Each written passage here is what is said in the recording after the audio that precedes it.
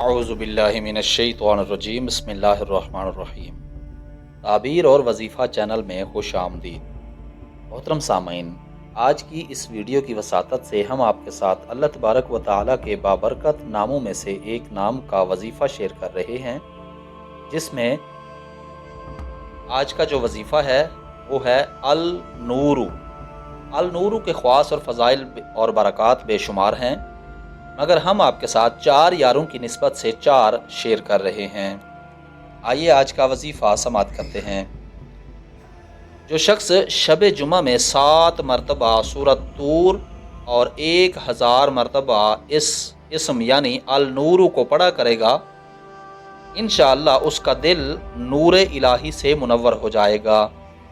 جو کوئی اس اسم کو یعنی النور یا نافع کے ساتھ ملا کر پڑھے گا اور مریض پر دم کرے گا تو انشاءاللہ مریض کو شفا حاصل ہوگی۔ جو شخص صبح کے وقت اس کے ذکر کو یعنی النور کو لازم پکڑے گا یعنی پڑھے گا، اس کا دل روشن ہوگا۔ جو کوئی اندھیرے کمرے میں آنکھوں کو بند کر کے اس اسم کا اس قدر ذکر کرے گا کہ حال طاری ہو جائے۔ حال طاری ہو جائے کا مطلب یہ ہے کہ پڑھتا ہی رہے، وہ عجیب و غریب انوار کا مشاہدہ کرے گا اور اس کا دل نور سے بھر جائے گا۔ یہ اسم اہل بصیرت اور مکاشفات کے لیے بہت مناسب اور مفید ہے۔